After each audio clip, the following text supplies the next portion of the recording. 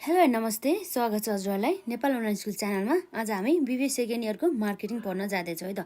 र मार्केटिङको चाहिँ आज हाम्रो रहेको छ च्याप्टर 9 अर्थात् हाम्रो डिस्ट्रिब्युसन डिसिजन है त। यस च्याप्टरमा चाहिँ अब हामीले कुनै पनि म्यानुफ्याक्चरिङ कम्पनी अथवा कुनै पनि भनौँ न बिजनेस अर्गनाइजेसनले चाहिँ यसरी गुड्सहरूलाई डिस्ट्रिब्युट गर्दाखेरि कसरी डिसिजन लिने, के गर्दा ठिक हुन्छ, के रहेछ त्यो हाम्रो डिस्ट्रिब्युसन च्यानलहरू हो, त्यसको बारेमा चाहिँ हामी यहाँ पढ्छौँ है त। र आजको लागि चाहिँ हाम्रो मेन सुरुमा टपिक रहेको छ, यो चाहिँ हाम्रो पार्ट 1 रहेको छ, जसमा चाहिँ डिस्ट्रिब्युसन अर्थात् वितरण है।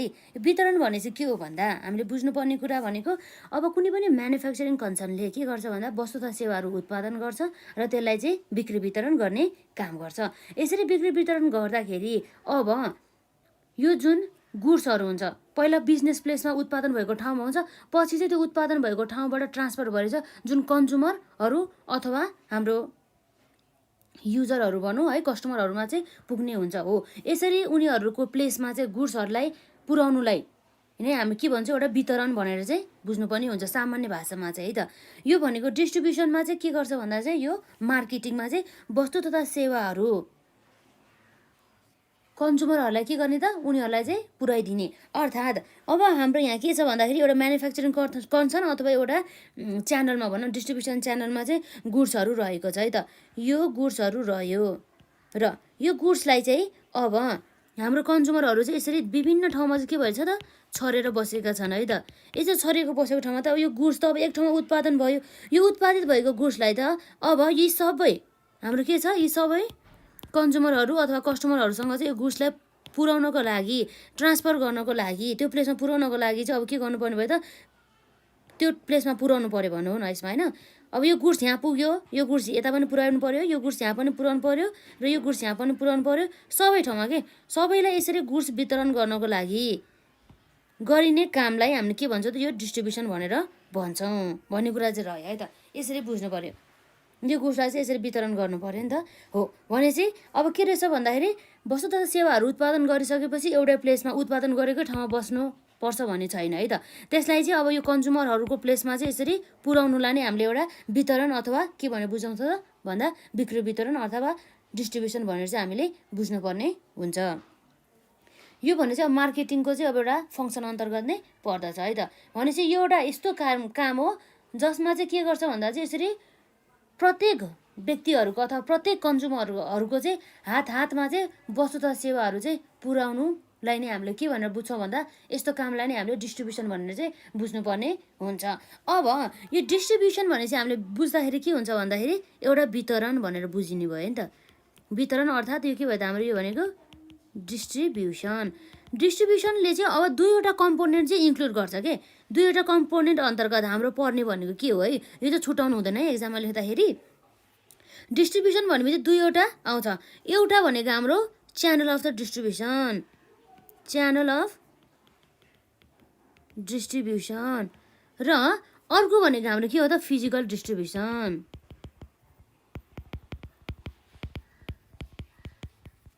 फिजिकल डिस्ट्रिब्युसन भयो है त। यो दुईटालाई चाहिँ हामीले छुटाउनु भएन। भनेपछि दुईवटा काम चाहिँ आउँछ जहिले पनि यो वितरण अर्थात् डिस्ट्रिब्युसन अन्तर्गत चाहिँ। एउटा चाहिँ च्यानल अफ द डिस्ट्रिब्युसन र अर्को भनेको हाम्रो फिजिकल डिस्ट्रिब्युसन।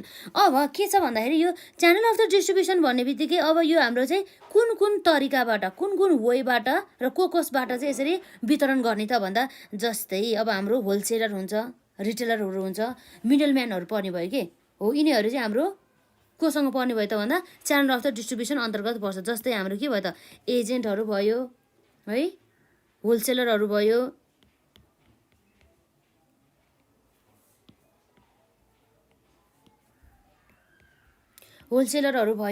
है, रिटेलरहरू भयो, एसेक्ट्रा है त।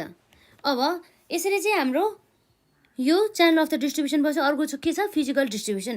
फिजिकल डिस्ट्रिब्युसन भन्ने बित्तिकै के रहेछ भन्दा फिजिकल डिस्ट्रिब्युसन भन्ने बित्तिकै यस्तो डिस्ट्रिब्युसन हो है, यस्तो काम अन्तर्गत पर्छ जसमा चाहिँ म्यानेजमेन्ट गर्ने, व्यवस्थापन गर्ने। केलाई व्यवस्थापन गर्ने त भन्दा म्यानेजमेन्ट गर्ने। भनेपछि हामीले यो वितरण अन्तर्गत के गर्ने भयो भन्दाखेरि यो बिजनेस प्लेसबाट चाहिँ गुड्सलाई चाहिँ कन्ज्युमरहरूको हातसम्म पुर्याउनु पर्ने हुन्छ हो। यो जुन यसरी हातसम्म पुर्याउने, उनीहरूलाई चाहिँ यसरी गुड्सलाई डिस्ट्रिब्युट गर्ने कामलाई चाहिँ एकदमै व्यवस्थापनीय ढङ्गले गर्नको लागि चाहिँ त्यो कामलाई चाहिँ हामी के पनि भन्छौँ त भन्दा फिजिकल डिस्ट्रिब्युसन भनेर चाहिँ बुझ्छौँ के। यो कुरा चाहिँ यस अन्तर्गत आउँछ।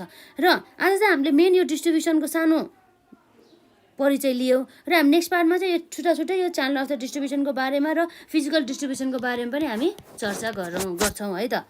र आज चाहिँ अब हामीले यसरी वितरण भनेर बुझिसकेपछि अब के थाहा हुनु पर्यो भन्दा चाहिँ यसरी कुनै पनि बिजनेस अर्गनाइजेसनले चाहिँ वितरण गर्नुको उद्देश्य के हो त अथवा यसको अब्जेक्टिभ के हो त त्यसलाई हेर्छौँ है त। र एकचोटि हामी यसलाई हेरौँ। डिस्ट्रिब्युसन भन्ने बित्तिकै के रहेछ भन्दाखेरि distribution in the marketing context is the process of making the products or the services available to the consumer and the involves the movement of goods and the services from one manufacturer to the end user भन्ने कुरा रहेको छ।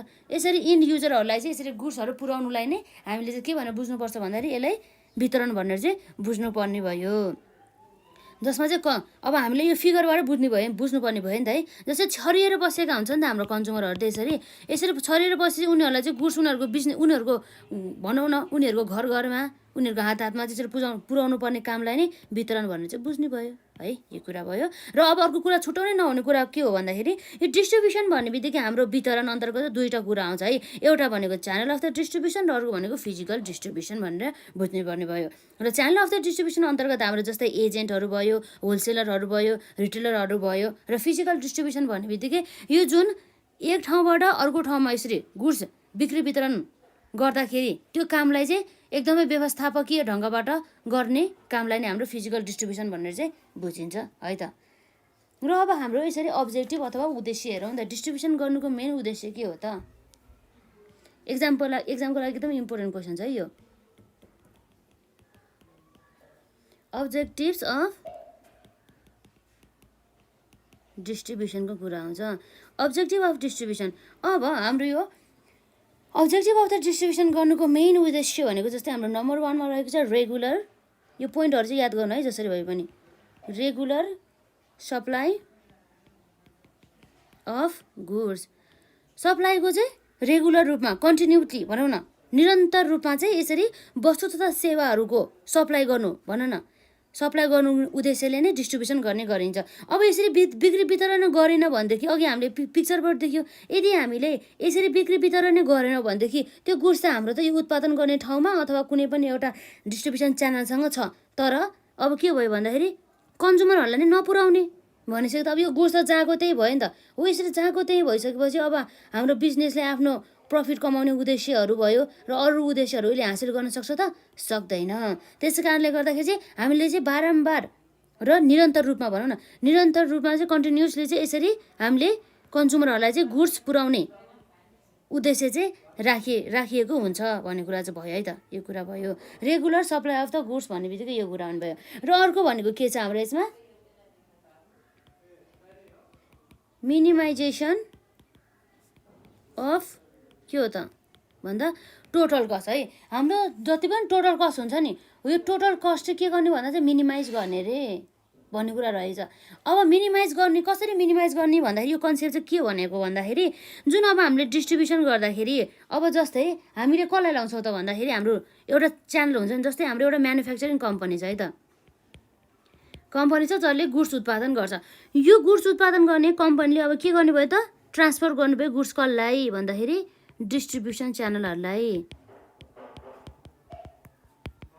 अब यो distribution channel अन्तर्गत wholesaler retailer है हाम्रो एजेन्टहरू जो पनि पर्न सक्छ हो। यसरी डिस्ट्रिब्युसनको थ्रोबाट यसरी गुड्स ट्रान्सफर गर्दाखेरि कसलाई भन्दाखेरि यो हाम्रो सबै के भयो यो पनि कन्ज्युमर भयो यो पनि कन्ज्युमरहरू भयो यो पनि कन्ज्युमरहरू भयो यो पनि कन्ज्युमरहरू भयो। यसरी कम्पनीले डाइरेक्ट कसलाई मात्रै कम्पनीले के गर्यो भन्दा चाहिँ डिस्ट्रिब्युसन कसलाई मात्रै गर्यो एउटा ठाउँलाई मात्रै गर्यो भनेको त्यो भने मतलब डिस्ट्रिब्युसन च्यानलमा। तर अब हाम्रो धेरै यो भनौँ न कन्ज्युमरहरूलाई त उसले सबैलाई डिस्ट्रिब्युट त गर्नु परेन यसरी छुट्टा छुट्टै है हो यसरी छुट्टा छुट्टै गर्नु पर्यो त। अब उसले यो डिस्ट्रिब्युसन च्यानललाई यसरी डाइरेक्ट डिस्ट्रिब्युट गर्दा वितरण गर्दा उसलाई चाहिँ के हुन्छ त लो कस्ट लाग्छ। तर उसले यदि प्रत्येक इन्डिभिजुअललाई यसरी गुड्सहरू बाँड्न थाल्यो भनेदेखि त्यस्तो अवस्थामा चाहिँ हाई कस्ट लाग्न सक्छ भने हो। अब हो यो हाई कस्ट नलागोस् भन्ने उद्देश्यले अब उसले के गर्छ त लो कस्ट लाग्ने गरी चाहिँ डिस्ट्रिब्युसन च्यानलहरूलाई चाहिँ गुड्स वितरण गर्छ तर यसरी प्रत्येक इन्डिभिजुअललाई चाहिँ गर्दैन भन्ने कुरा भयो है त।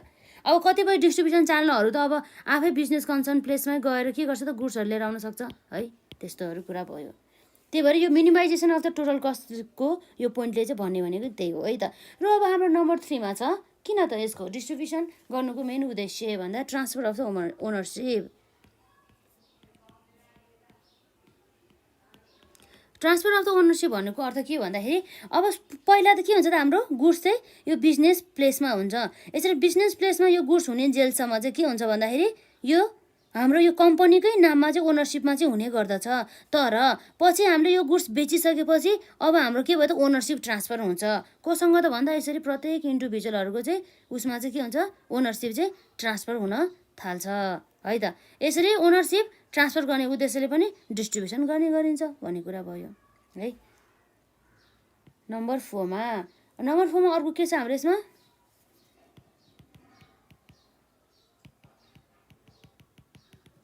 Availability of the goods. अर्थात् के भन्दाखेरि जस्तै हाम्रो कन्ज्युमरहरू त के हुन्छ त एकदमै छरिएर बसेको हुन्छ नि हो। त्यो प्रत्येक छरिएर बसेको कन्ज्युमरहरूलाई अब के गर्ने त अब एउटा यो जस्तै कम्पनी भयो अरे यो कम्पनीले अब के गर्नुभयो त प्रत्येक छरिएको व्यक्तिहरूलाई चाहिँ गुड्स चाहिँ उनीहरूको चाहिँ हातमा उनीहरूलाई चाहिँ आवश्यक पर्ने ठाउँमा चाहिँ यसरी उनीहरूको प्लेसहरूमा चाहिँ पुर्याउने उद्देश्यले पनि डिस्ट्रिब्युसन गर्ने गरिन्छ भन्ने कुरा चाहिँ यो अभाइलेबिलिटी अफ द गुड्सले चाहिँ भन्ने गर्दछ है त। यति नै भने है। र नम्बर 5 मा के छ भन्दा चाहिँ promotion of the goods and the services.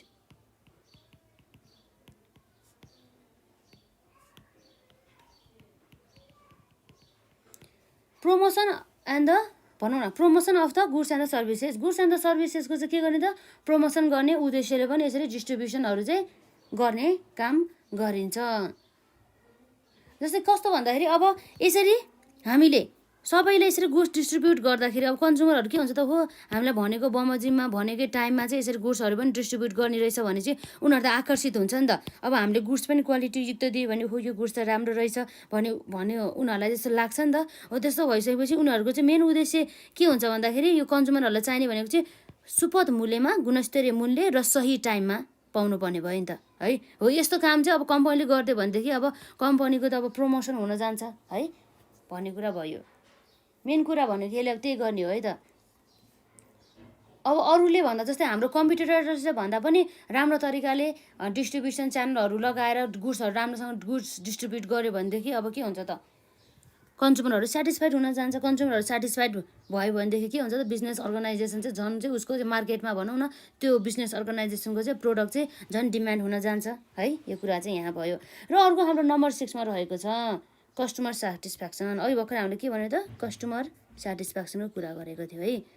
अब यसरी जस्तै कसैलाई त अब के हुन्छ भने प्रत्येक कन्ज्युमरहरू त यो बिजनेस कम्पनीमै गएर अब गुड्स किन्न सक्दैन नि त है। टाइम हुनु पर्यो है त्यसको समयको बचतको लागि प्लस अरू कामहरूको गर्नु पर्यो हो। अरू कामहरूको लागि अपर्च्युनिटीहरूलाई ग्र्याब गर्नको लागि हो। त्यस्तो काम गर्दाखेरि उनीहरूलाई चाहिँ यदि बिजनेस अर्गनाइजेसनले अब सुपथ मूल्यमा सही टाइममा गुणस्तरीय मूल्य यदि बिक्री वितरण गर्यो भनेदेखि के भयो त कन्ज्युमरहरू त सेटिस्फाइड हुनु पर्यो। यसरी कन्ज्युमरहरूलाई सेटिस्फाइड गर्ने उद्देश्यले पनि कम्पनीले अब के गर्ने भयो त भन्दा डिस्ट्रिब्युट गर्नुपर्ने भयो डिस्ट्रिब्युसन गर्नुपर्ने भयो भन्ने कुरा भयो है त यसमा।